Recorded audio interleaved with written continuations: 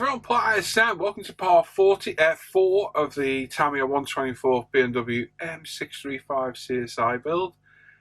Final part today. All the hard work's mostly done.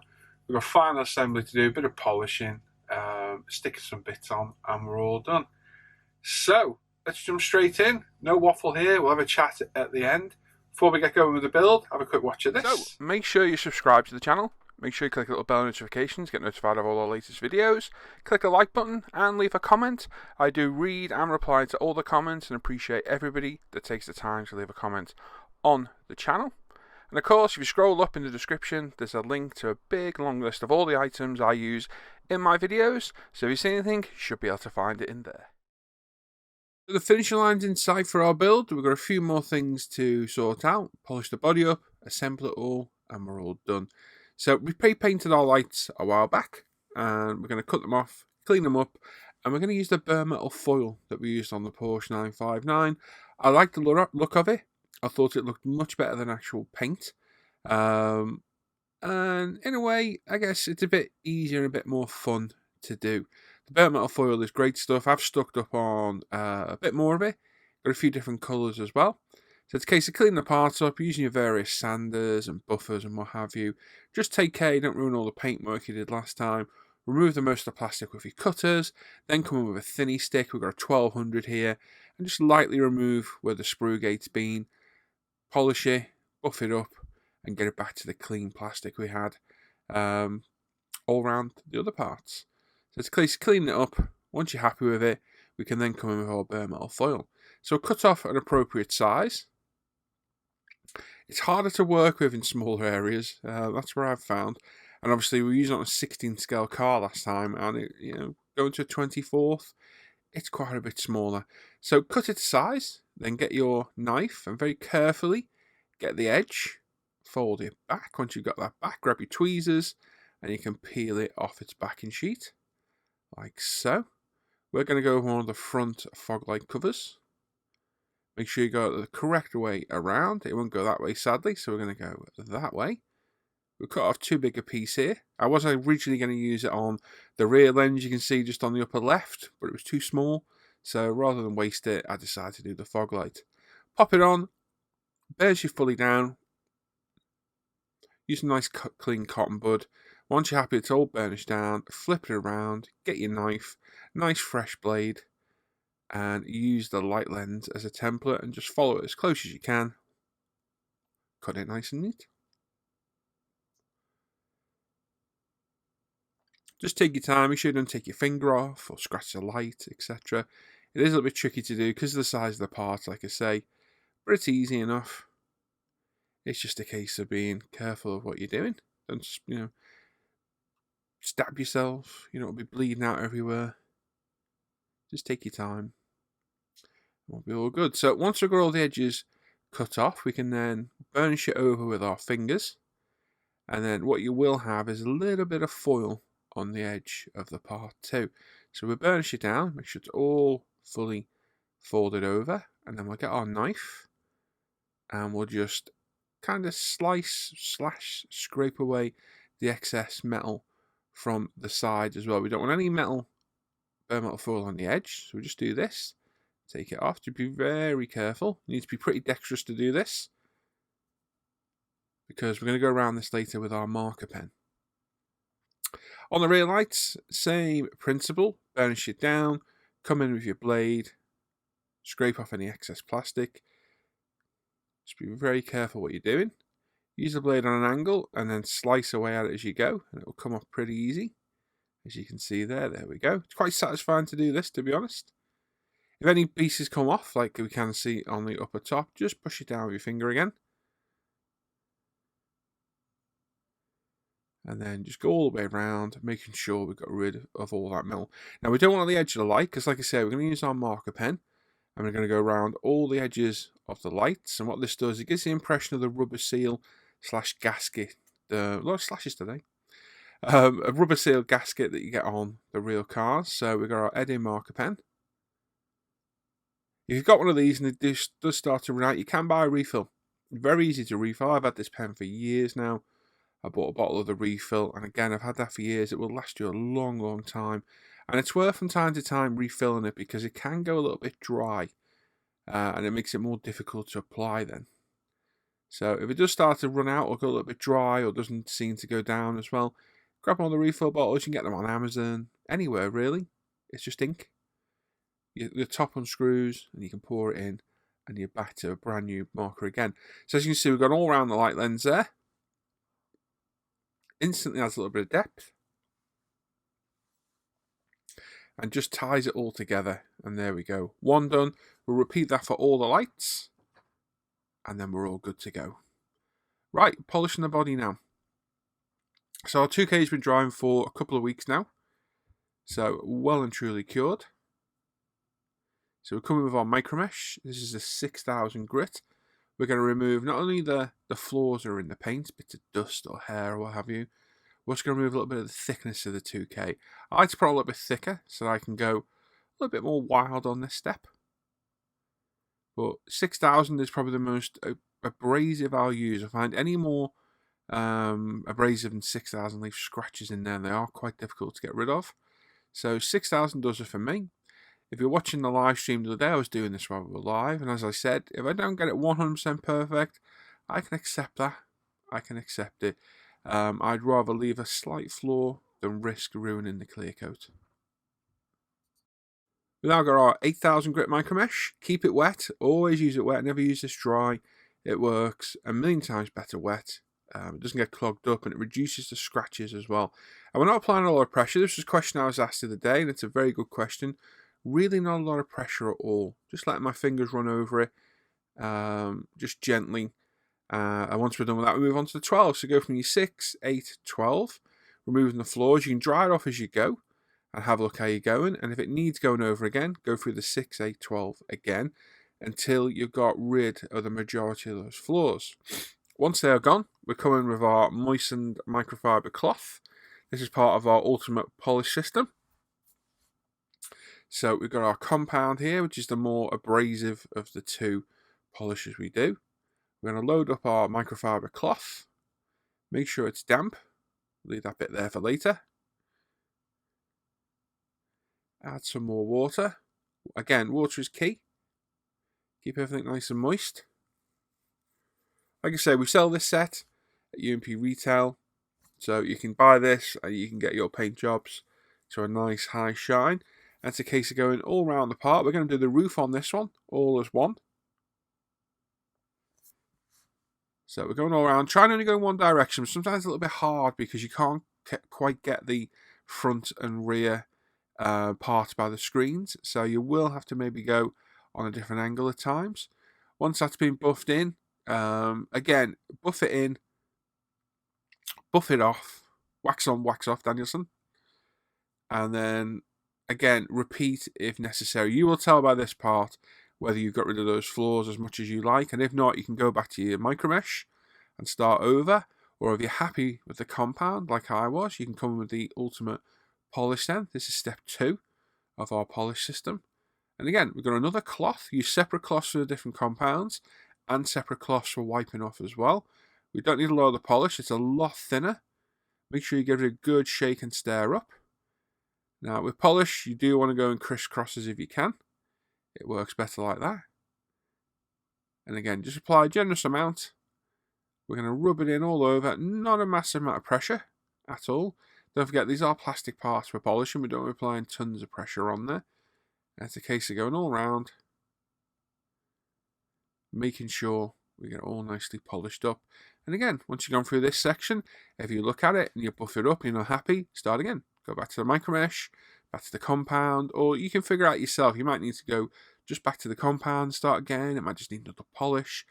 Every polishing job is going to be different, and only you can justify or judge rather how much it needs. So again, go around. We're not applying a lot of pressure at all. We're just going over it, buffing it up. It's exactly the same as polishing a full-size car. So we want to go in a crisscross pattern. You don't want to go around the circles. Circles is for waxing. And there we go. Once we're happy, let it dry for a minute. We'll come back with another clean cloth. And we can buff it up. And then we can have a look what we've got. And like I say, if you're not happy, Go back through the steps wherever you judge to be necessary, be it all the way back to the micromesh or just back to the compound. And for me, I'm pretty happy with that. Once this is all dry, leave for a good half hour or so. The polish will all dry, and if it's collected anywhere, like in the door shuts, panel lines, around the bumper inserts, anywhere, come with an old toothbrush. This is one of my son's old Mickey Mouse toothbrushes. Again, this is donkey's years old. I use it to clean up all the parts. And once we're happy it's clear, we can move on to our window rubbers. So we've got our 1, 2 and 3 mil Tamiya tapes here. These are fantastic and absolutely perfect for doing this job. And we have to go around now and mask off all the rubber seals, the black work, the black parts. They all need masking off for paint. There's a lot to do on this. It takes quite a bit of masking tape and took me a good few hours to do. But luckily for you, we condense this into just a few minutes. So get your first piece on, then get the second piece over the top. It will curve around if you're nice and gentle with it. You can get to curve around corners. Just get as close to that window rubber as you can. Paying attention to where it goes. And then we can move on to the front. And it's just meticulously going around, masking it all with the thinner tape. We'll then come in with a slightly thicker tape to take that away from that edge. And then we'll come in with the bigger Tamiya 6, 10 and 18 mil tapes to infill the whole car. So once you've got your thinner tape down, and you make sure it's fully burnished home. If you're not happy with it, take it back off, put it down again. Literally, this is an important step. This first piece of tape is the actual masking. So make sure you got it lined up perfectly. Like I say, be careful. You can get to bend around corners. Now we've got the 3 mil tape. Again, detack all your tape. So I just put it on my hand. Like so, a couple of times. And then we'll take this up to the smaller Tamiya tape just to bring it away from the edge. And like I say, once we've gone around the whole car, we'll infill it with the 6, 10 and 18 mil tapes. So there we go. Like I say, a good few hours work here, all condensed down into a couple of minutes. Time taken, well spent. The better job you do here, the better it will look. Doesn't always go well. I know this for a fact. It can go wrong for me. But just take your time, fill it all in, do as best a job as you can. Many hours later, we're back in the spray booth. We've got our Apex, 0.35 needle, 18 PSI, and we're using some Mr. Surfacer Black today. For a change, this is the 1500 thinned with Mr. Hobby Level and Thinner. A lot of people use this as a filler. It is actually a primer, believe it or not. It's good stuff. I'm not keen on it as much as a primer. I prefer Tamiya or our Ultimate Primer, if I'm totally honest. But I do like it as a black. It's a nice satin black. I don't often use it for the window rubbers, but I thought we would today because I've got some parts on the left there that still need painting as well. So 2 birds, 1 stone. I thought, why use 2 different primers? It's a good plasticky rubber effect. We'll use it on both and we'll give it a whirl. So a couple of coats, 2 or 3 coats all the way around. Nice light coats. You don't want to flood that masking tape. And once you're happy and got everywhere painted up, get all the angles, get all the recesses, we're good to go. It's good paint. It goes on really well. It's lacquer. It absolutely stinks to me. The actual product itself, the Mr. Surfacer, never mind thinned with a level and thinner, is one of the worst smelling modelling products in my opinion.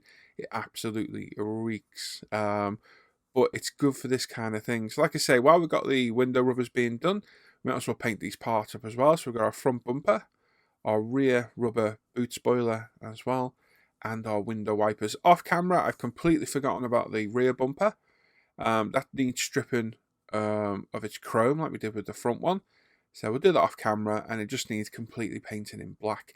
So you'll see that later on once it's on the car. And there we go. Many, many hours of masking reduced to literally minutes, not even minutes, seconds of unmasking. Take your time here. Be very careful. Don't be ripping the tape off. This is why we detack our tape so we don't run a risk of ripping off our nice paintwork. And just be aware of any freshly painted areas as well. You don't stick your fingers in them And again, ruin all your hard work, and you're back to square one. So yeah, hopefully this is going to look good. It's quite a tense moment to see how well your masking has been, but overall mine was pretty good. Got a couple of areas that's gone a little bit awry, and all we'll do is we'll very gently put some UMP cleaner on a cotton bud. And if that doesn't work over well-cured 2K, you can put a little bit of Mr. Hobby leveling thinner on a cotton bud, one of Tamiya's pointed ones, and very gently wipe it off. It doesn't affect 2K as much. It will eventually, but it should be fine. How satisfying is that? Peeling off that bumper, and we've got an absolutely perfect demarcation. Now, like I said, so this is chrome on all the real cars, but BMW offered a shadow line pack, which is basically a chrome delete on all those parts. And that's where I went with. I thought it looked better on this car, and that's where I decided to do. Clear parts. So we're onto our interior glass. Now, all the Tamiya kits like this is a 1987 kit. I've recently completed, I think, the 1989 R32. The older glass from the Tamiya kit isn't the best. It's very brittle. It damages really, really easily. So touch the glass as little as you can. So we cut it off and cleaned it up with our sanders. We put it in place. We're trying to keep fingerprints away. I would recommend using gloves. I didn't here, but I would to keep any fingerprints off, because the less you have to interact with the glass, the better. It scratches really, really easily. Sadly, mine already has some flaws in it. I can't get them off, so it is what it is. It's a scratch. Well, it's not a scratch. It looks like a almost like an inner seam to the plastic on each side in identical places on opposite sides, and there's a mark on the back window, and I can't polish them out. They are in the actual glass.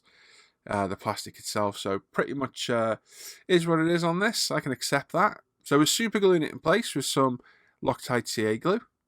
We put a couple of dabs either side in places it can't be seen, and then we hit it with our Deluxe Materials super glue kicker.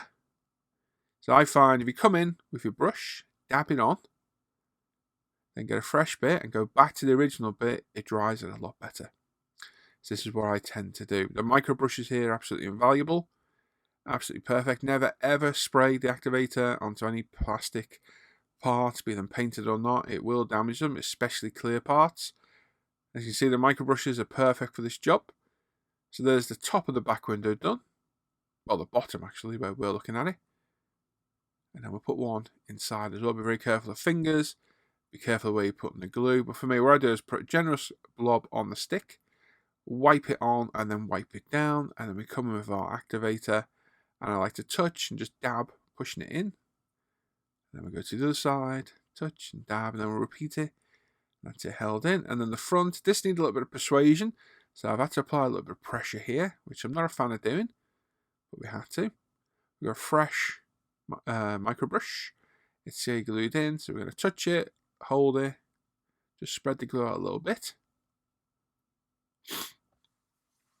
And there we go. We'll repeat that for the other side, and that's our glass in place. Now the rear lights, I was literally just testing this to see how it looked, and actually friction fits in pretty well. So I lined it up, pushed it in, thought, okay, doesn't need any glue at all. That's held itself in there perfectly. We'll leave them in. Now this inner part between the lights where the number plate goes is black on all the cars. Again, me being me, I'm a little bit different. I always like to do something slightly different on my cars. I left it in the Polaris silver colour. I think it looks a little bit better. It's my personal opinion, whether you think it is or isn't. If not, it would literally take you 5 minutes to paint, so it's no real drama at all. Front light, what are we going to call these? Inserts? I think they are. They're chromed. We can keep them chrome out the kit. We've got a bit of Deluxe Materials glue and glaze. We've got our lights. They are handed for each side. They've got a appropriately sized lug on each one, so make sure you line them up correctly. We've got our light lens. We're going to drop it in place like so. There's 4 to do in total. Really easy to do. Pop them in. They literally push home. Make sure it's all lined up correctly. Push in with the tweezers, and once you're happy, get a moistened cotton bud and just wipe off any excess glue. We'll repeat that for all 4 of those light lenses, and then we can put them in the car. So they literally line up on the bottom like so. We'll hold it in place. We'll add a little dab of CA glue to each side, like so, and then we'll hit it with the activator on the micro brush again. And there we go. And as you can see, the ultimate paint cup's proven invaluable. Somebody asked why I always put my glue paint on the upturned cup. I just find it easier to get to, much easier. The front fog light insert, a little dab of glue and glaze on the inside. Make sure you got orientated the right way. Drop it in, push it home, repeat the other side, and that's the front bumper done. Now, we are going to get our body in place. So, it's a tricky one to get in. It fits in perfectly, but there's two locating points at the back. And if you slot it in like this, let me get it in place, you can't line them up. They won't reach. So it's a bit frustrating to do. So you have to try and pop the front wings out a little bit and almost put it fully home to get the back in. If you go too far, you've got to start again. And it's tricky to do. It's using our tweezers there to gently manipulate the body. As you can see, we've got that in, but at the back, it's too low and it won't reach. So you then got to start again. So you pop it back out, like so. We'll line it back up again. You've got to get lined up before you push that front in. So we've got a bit of pressure pushing down the back. They are located at the back. We're going to pop those in place, push the front down. Then we're going to grab our torch. There we go. We're going to grab our torch, make sure they are in the correct location. One there is fine. And the one there is fine too. So once we're happy that's correct, we can push the front in. It just clicks in place absolutely perfectly. And there we go. There is our body shell on our chassis. Front indicator lenses, again, a little bit of Deluxe Materials glue and glaze. We'll just line it up, pop it in place. Now, they don't connect very positively. They literally sit on. So it's a case of popping it in place, wipe off on moistened cotton bud, and no, I did not lick that at all. How dare you think that? And once we're happy that's in, we're all good. Wing mirrors, we've cut off our chrome piece from the sprue. Again, it just literally push fits in, holds itself in there fine. A little bit of a test fit to make sure it all fits in and lines up well. And then we're going to dab it in the CA glue. I wouldn't recommend doing that unless you're very confident. I'd use a cocktail stick as usual. We want a minuscule amount on there. We'll get it in its locating point, line it up. Once we're happy with that, we'll repeat that for the other side. And then our window wipers. So a little dab of glue and glaze.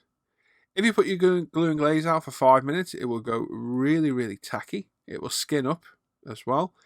Not in that way, but it will form a skin over the top. And you can then, it makes it a lot more tacky and a bit more usable. So it's a case of popping them in place, line them up, make sure they touch the screen okay. They may need a bit of bending. If you do that, be very, very careful and do it very slowly. But for these weren't too bad. So a little bit of glue, pop it in place, job done.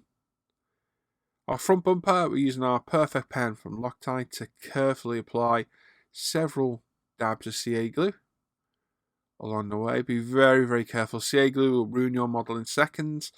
So make sure there's none on your fingers and then carefully line up the bumper. Push it in. Give it a few seconds, get a hold of it. And what I found was the edges of the front didn't quite hold themselves in. So I've applied a little bit inside. I'm going to push it in, see the way it moved? It just doesn't quite hold itself in there. So we're going to push it in. We're going to hold it with our finger like so, making sure there's no CA glue underneath. And then grab our kicker again on our micro brush and just touch it till it dries. And then repeat that for the other side. And it's all in. It just sits a little bit proud otherwise. Now the front grille, I did toy with doing this black, but I think it's an iconic part of the car and it needs to be chrome.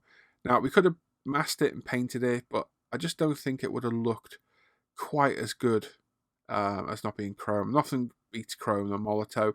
So we used a pen, gently going around. And again, the inner veins of the kidney grille are normally black. I've left mine silver just for a little bit of a different look. So our front bumper's glued in place, our grille's painted. We're on to the final steps here. So again, some careful application of CA glue. And we've got this bumper insert to go in. Like I say, these are normally chrome paint. So chrome, Polaris silver and black on the standard car. But with the Shadowline pack from BMW, we've blacked these out. I wanted the car a bit more of a sinister look as such. We've got the aftermarket big wheels on it, so I just wanted to add my own touch to it. And I always like the Shadowline packs. I always thought they looked really good. So this literally slots in place. Now, as I got halfway in, the Seagulls decided to grab a hold of it. So we've got it in. Yeah, in one side. This side's a bit of a gap. You ready? There it goes. Click. In it goes. And we're all good. There we go. Make sure it's fully located each side. There's no glue splurged out anywhere. And there we go. Now, the boot spoiler, you could super glue this on. I wouldn't. I've had nothing but trouble in the past doing it. We've got some very, very tacky, almost dry glue and glaze here. So this has been left out for a good 10-15 minutes. I'm just applying a couple of strategic blobs along the back. We'll put our rear spoiler on, push it down. The beauty of this is if you do get excess on there, or the spoiler moves, which is usually the case, it'll slip and run down the back of the body and put CA glue everywhere. You can see a little bit popped out there. You can literally get a moistened cotton bud and wipe it off. Or even when it's very nearly dry, you can get a toothpick and it will literally rub off. It's much safer to do. I try and use CA glue on the exterior of the bodies as little as I can, but sometimes you just can't help it. Now the wheels, scale production wheels, they do fit the Tamiya hubs, but the locating point isn't as long as a standard wheel, so it doesn't go into the poly cap. So whilst it locates positively, it doesn't hold itself on. So I decided to CA these on. I was thinking of glue and glaze, but I don't think it would have kept them straight while it was drying. So I've put Loctite Perfect Pen CA glue on there. We're gluing it in place. We'll line them up to make sure they're straight. And once we're happy, we can leave them be. You have got handed tyres, so make sure you get them all the right way around. But just pop them in. Make sure they're straight. You haven't got an adverse camber or toe in. Just make sure everything's lined up, and then we can repeat that for the other side as well. If you're handling the CA glue, make sure there's none on your fingers, because this is where your hard work can be easily ruined by a nice CA fingerprint on your paintwork. It is rectifiable, but it's a pain in the backside to do. And there we go, our final wheel in place. Line it up, job done. Now, a little tip, use your glasses cleaning cloth on your clear part to find it scratches them a lot less. Just go around, get any fingerprints off. Making sure you don't grab any of the wing mirrors or the window wipers. Just carefully buff it all up. Now, it is older glass, like I say. You're literally stuck with what you've got. There's a few flaws in mine. I can't get them out, sadly. There's not much you can do. Just get rid of any dust off the top.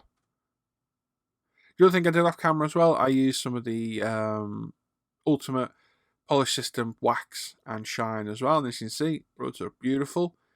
It's a stunning car. Absolutely, I love the 6 Series BMs. They are lovely. That legendary straight 6 from BMW is an awesome engine.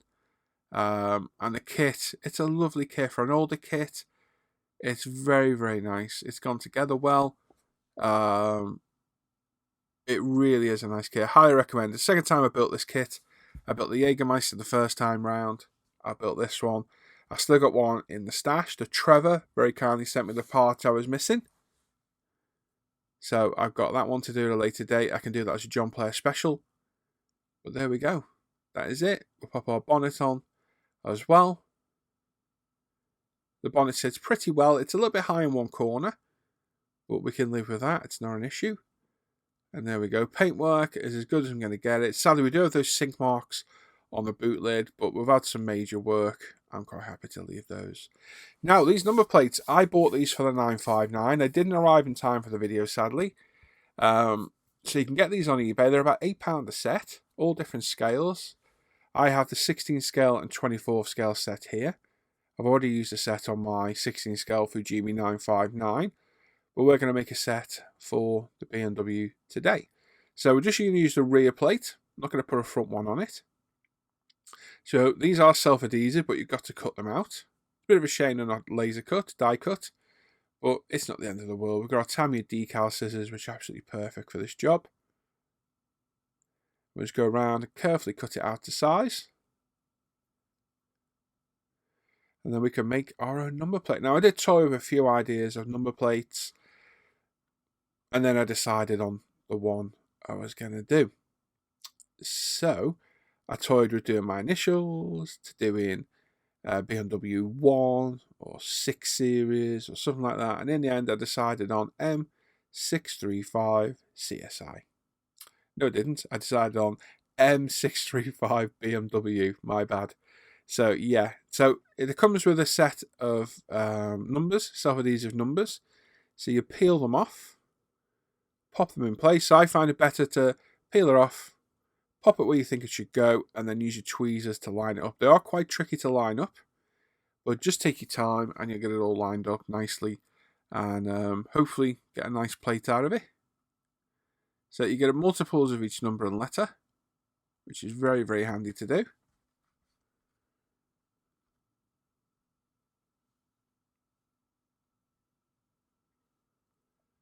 Okay, so line it up, push it around with your tweezers,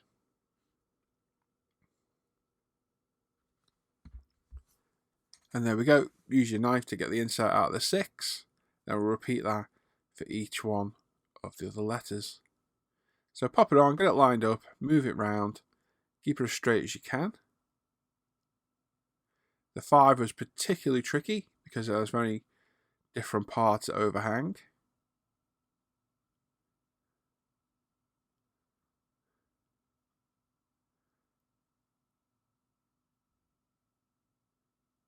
There we go. Like I say, just be careful, take your time.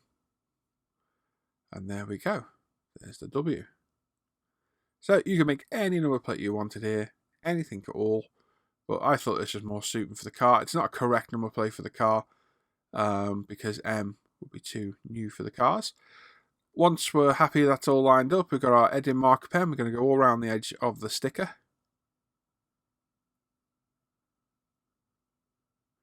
Just to get rid of any of that white outline.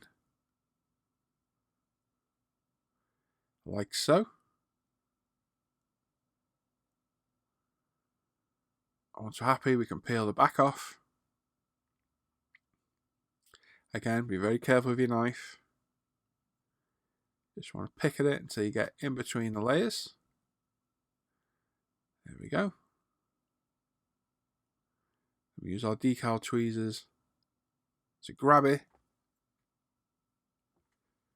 and line it up on the car. Now, as you'll see, there are 2 holes in the back to hold the plastic plate. This will cover those, only just, but it does cover them. Get it lined up, make sure the distance is equal between the lights, like so. Once you're happy with that, get a cotton bud. Don't rub it over, because you'll probably leave fluff behind. And there we go, I'm happy with that. Suits the car, gives a bit of a personal touch. And there we are, some finished pictures of the model. This came out really well. I'm happy with this. I'm happy I chose the Polaris Silver, the Bordeaux Red interior, scale production Alpina rims look great, but most of all, I'm happy I lowered this. I think it looks so much better. That little bit lower in those arches, it really does sit well. One of my favourite builds in a long time, this. It's a beautiful car, iconic classic BMW. I would give a lot to own one of these. The kit has its flaws. It's an older kit, sadly. And as with all my models, it's not perfect. But this is my hobby at the end of the day, and I'm happy how it turned out. I just love that stance. It sits really well on those wheels.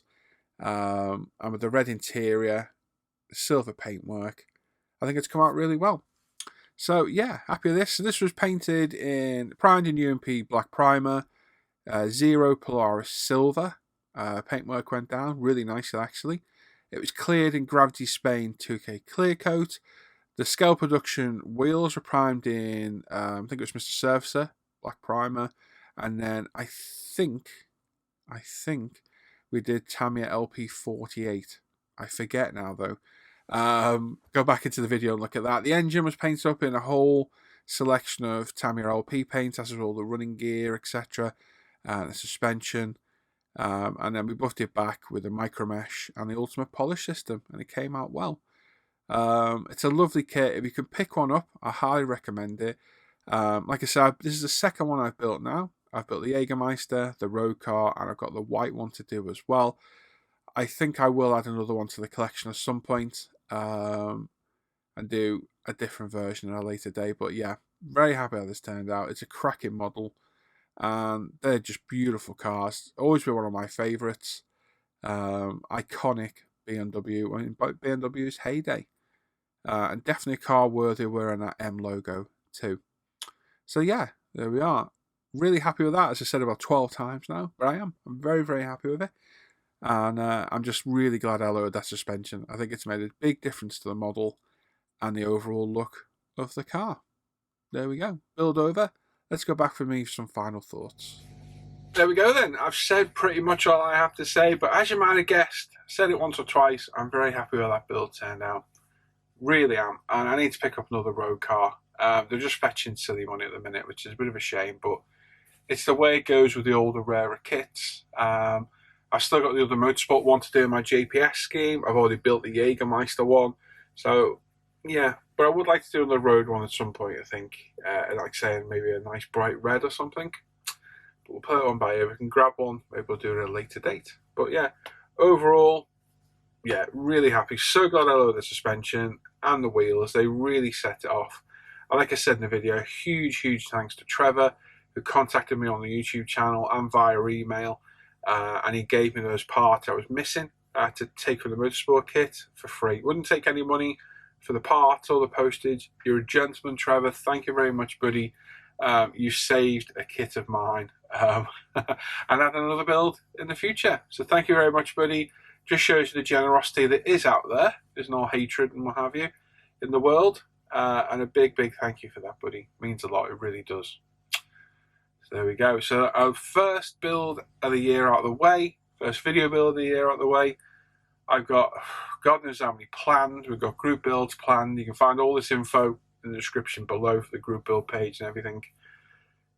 My next video build, I will discuss in my bench update, which may be up tomorrow, or probably Monday, actually, I think we'll do. Yeah, so there's two choices. The next video build is either going to be the Lancer 037 Hasegawa kit that I build for our rally group build, and if that's the case, I will start that next week, and we'll have a video part up probably by the end of the week. If not, I'm going to build that for myself off camera, and then we'll come back when that's built, which will be quicker than video building it, for the 12 scale Fujimi R32, which I am absolutely itching to build because I've got the kit, which is beautiful, and all the wonderful aftermarket stuff for it to hopefully make it quite a special build. I picked the colour, got everything for it. So what's it going to be? I don't know. I've got to edit this today. It's a live show tonight, so I'm going to have a little bit of a sit and think about it tonight. I kind of want to build the Lancer, but I kind of want to just build it for myself as a nice quick build, because I can build one of these cars in a week, but if I video build them, they tend to take me 2 or 3 weeks because the video in editing, uploading takes a lot longer. So yes, we will find out. Probably by the time I come back on Monday for my bench update, I will have decided and I'll announce it. But either way, there'll be another video build very soon. Let me know your thoughts in the comments down below. Got any comments, questions, or criticisms about the build, the BMW? Let me know. I don't always listen to the criticisms, but I'm happy to hear them. And yeah, as always, leave comments, subscribe to the channel, give us a thumbs up. I do reply to all the comments. I've got to go through later on today and reply to them all. Got a bit of a backlog again. But appreciate everybody and all the support I've had through this build. It's been absolutely fantastic. And on Facebook and Instagram, all the positive comments on the build, because the pictures have been up on Facebook since yesterday. Absolutely phenomenal support. So thank you very much, everyone. And here's to the next video build. Positive start to 2021. Hopefully that continues. And we'll be back with a video build soon. So as always, check out International Scale Modeler Facebook page and forum. Check out umpretail.com, where you can get nearly all the products I use in my videos. Not all of them, but most of them. There's a link in the description of a big long list of all the products. You can find everything on there that I use, from the lights, CA glues, sanders, tools, camera, computer, everything's on there. You can go over and have a look. Check out the Off Air Hangout group and Live the Bench page, and check out my Paul ISM Facebook page and Instagram page as well. Question for today: what was the last modelling purchase you made? Pop it in the comments down below. Let's see who got to the end and watched all this. Thanks for watching today. I will catch you all probably on Monday for a bench update. Have a safe weekend. Make sure you tune in tonight for the Friday night show. Stay safe, be sensible, and I will catch you all later. Take care, everyone. Bye-bye.